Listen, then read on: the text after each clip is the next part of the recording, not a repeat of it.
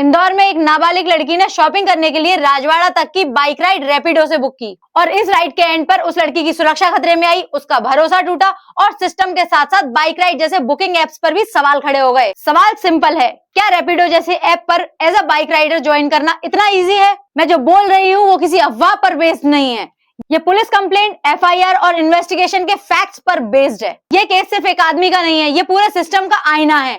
इंदौर में एक 17 साल की बच्ची रैपिडो ऐप से बाइक राइड बुक करती है और डेस्टिनेशन राजवाड़ा सेट करती है। रैपिडो का राइडर उसे बोलता है कि मैं राजवाड़ा से भी सस्ते कपड़े परदेसीपुरा से दिला दूंगा और रूट चेंज होता है राजवाड़ा से परदेसीपुरा। वहां रैपिडो राइडर उसे अपने रूम पे ले जाता है और उसके साथ सेक्सुअल असॉल्ट करता है और उसके बाद उसे शनि मंदिर के पास छोड़कर फरार हो जाता है। यहाँ एक सेकंड रुककर बात सोचिए, एक नाबालिग लड़की, एक ऐप बेस्ड राइड और एक आदमी जो सिस्टम के थ्रू इतनी आसानी से उस तक पहुंच गया। सवाल सिर्फ ये नहीं है कि जुर्म कौन सा है, सवाल ये है कि ऐसा आदमी सिस्टम के अंदर घुसा कैसे। यहाँ जो पुलिस ने किया वो क्लियरली तारीफ के काबिल है।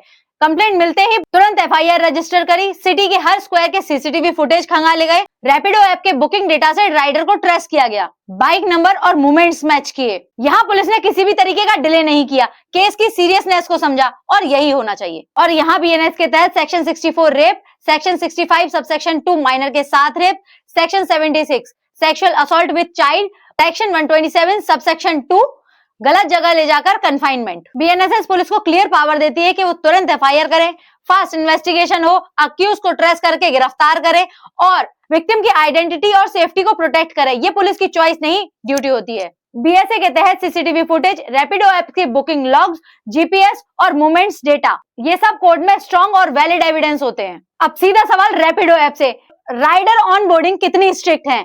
क्या लाइसेंस और गाड़ी होना काफी है? बैकग्राउंड वेरिफिकेशन ग्राउंड लेवल पर होता है या सिर्फ पेपर पर? माइनर के लिए रैपिडो ऐप में एक्स्ट्रा सेफ्टी लॉक्स क्यों नहीं है?